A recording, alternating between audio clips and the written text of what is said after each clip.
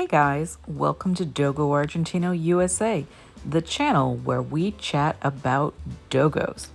So, in today's episode, we are going to delve into Cryptorchidism, and we're going to talk about some of the effects of that and what I think about that in general. So, what is Cryptorchidism? That is the medical term that refers to the failure of one or both testicles to descend into the scrotum.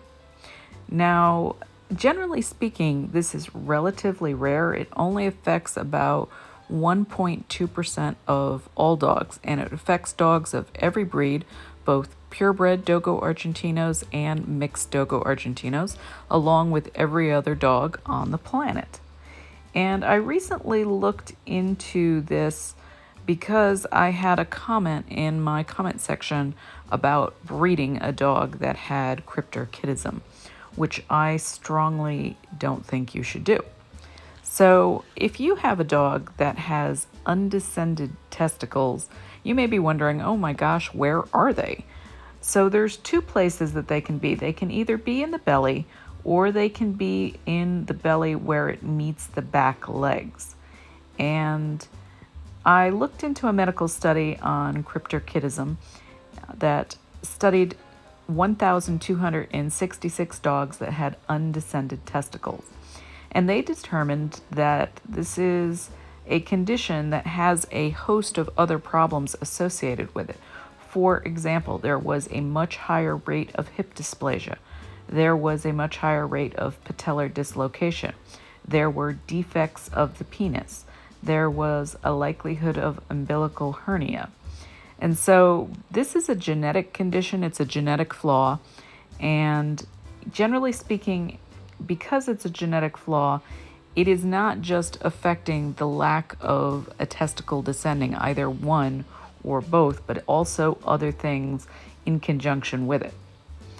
So, generally speaking, if you do not have two descended testicles by the time the Dogo Argentino is 6 months of age, chances are they're not going to descend at all, because normally they would descend somewhere between 4 and 6 months at the outside. And so they may need to do abdominal ultrasounds or radiographs to determine the location of the retained testicle. And sometimes the testicle may be located in the subcutaneous tissue in the groin region between the inguinal canal and the scrotum. And the cause is, of course, genetic. And the testes, they're normally hanging out near the kidneys within the abdomen, and usually by 2 months, so usually by 8 weeks of age, they've descended. In some dogs, it may occur later, but it's rarely after 6 months. But generally speaking, a 2-month-old dog should have both testes descended. And so if you're picking out a puppy, a Dogo Argentino puppy, and you don't feel both testicles at 8 weeks old, I probably wouldn't choose that puppy, because there is a chance that they will descend, like I said, but it doesn't always happen, and it is a genetic defect. So we assume that Cryptorchidism is present if the testicles aren't palpated in the scrotum between 2 and 4 months of age. So 75% of the cases of Cryptorchidism involve only one retained testicle, and the remaining 25% involve the failure of both testicles to descend into the scrotum. And interestingly, the right testicle is more than twice as likely to be retained as the left.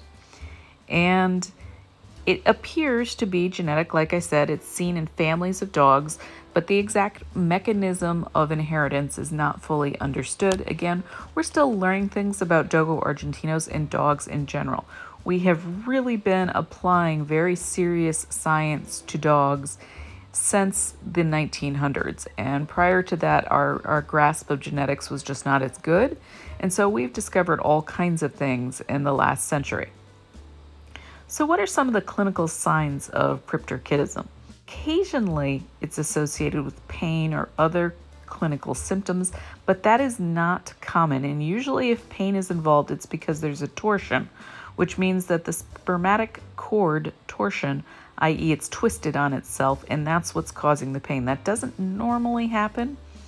Generally speaking, there is no pain, and it's just really you can tell that there aren't testicles because you can feel them being absent in the scrotum. Now, it is extremely common for a dog that has an undescended testicle to develop cancer, and that cancer is 10 to 13% higher than in dogs that have both testicles descended. And so the recommended treatment is neutering, and that puts us in somewhat of a sticky situation. If you don't neuter the dog as soon as possible, the chances of cancer developing are quite high. And the reason they think that this is happening is because the heat is much higher inside the abdomen than out, and that's what's causing the cancer to occur.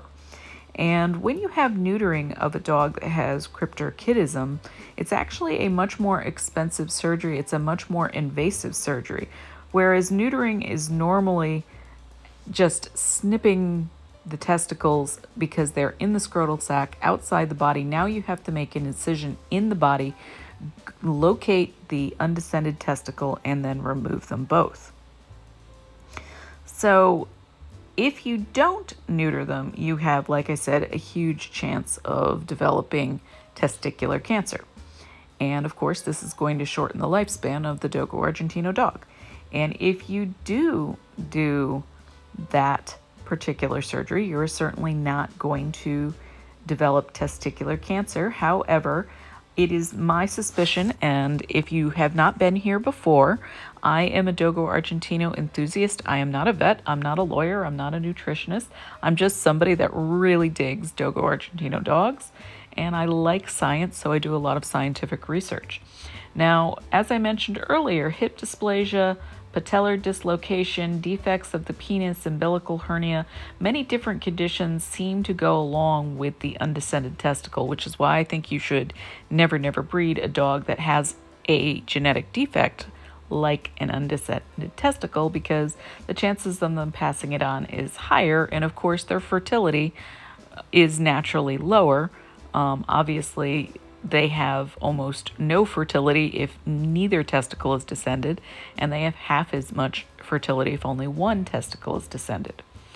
So because they have these other conditions that are carried with the lack of descended testicles, and neutering is generally the recommended course of action, it does make me question whether the hip dysplasia, etc., is related more directly to the neutering than the lack of descended testicle, but there isn't any scientific data that I can refer to in this because it's kind of an impossible problem to solve. If you get rid of both testicles and avoid testicular cancer, that's a good thing. But if you remove the testicles from a male dog, the chances of it having musculoskeletal problems, especially early on, and by early on I mean under a year, are extremely high compared to leaving them after 2 years. So you're kind of between a rock and a hard place, but this is one of the reasons I think it makes sense to not breed a dog that has an undescended testicle, because either way, you are literally passing on a genetic defect, and it's a serious one. So the two main reasons for neutering, of course, is to remove the genetic defect from the breed line, and the second is to avoid developing that testicular tumor or cancer in the retained testicle. And the risk of developing a testicular neoplasia is estimated to be at least 10 to 13 times greater in the dog with the Cryptorchidism than in normal dogs, and in fact 53% of all Sertoli cell tumors and 36% of all seminomas occur in retained testicles. Additionally, 36% of the spermatic cord torsions occur in dogs with the Cryptorchidism. So the torsion is just the twisting. And they think that is because essentially when the testicle is retained inside the body, it's not free to move around as the dog moves, and therefore having that spermatic cord torsion or twisting is just more common. So what is the prognosis for a dog that has cryptorchidism? Prognosis is excellent if you do the surgery early, and that's before the disease develops in the retained testicle. And the longer it's in the abdomen, the higher the chances of cancer developing. And generally speaking, the surgery is much more complicated for a dog with an undescended testicle, but it is relatively positive in outcome most of the time.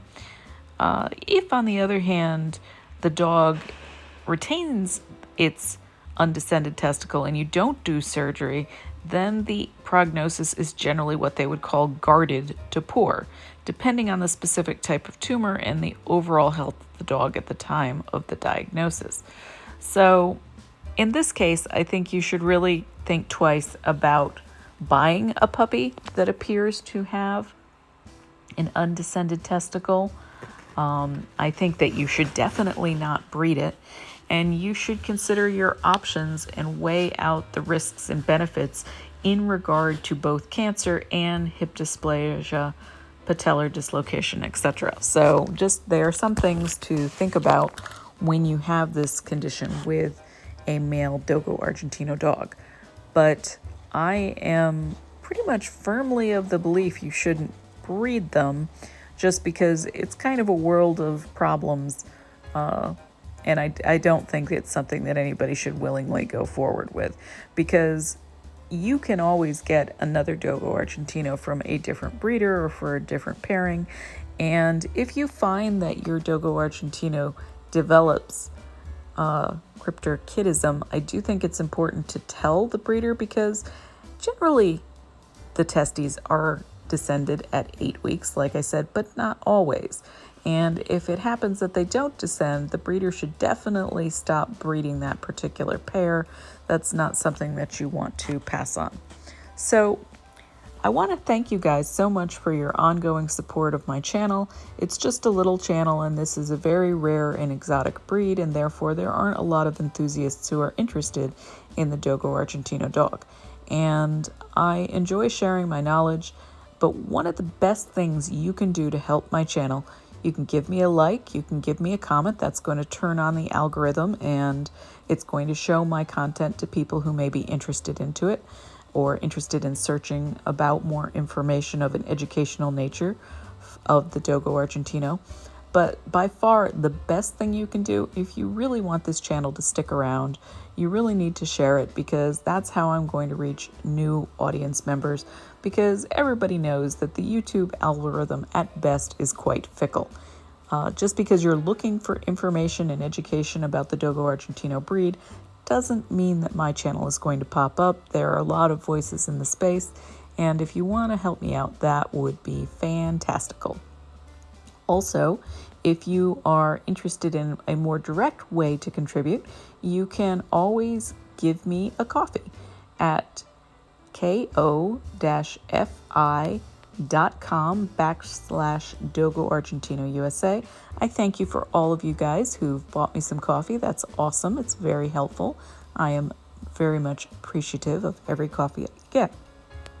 As always, like, comment, share, subscribe, hit the bell for notifications. Have a Dogo-tastic day.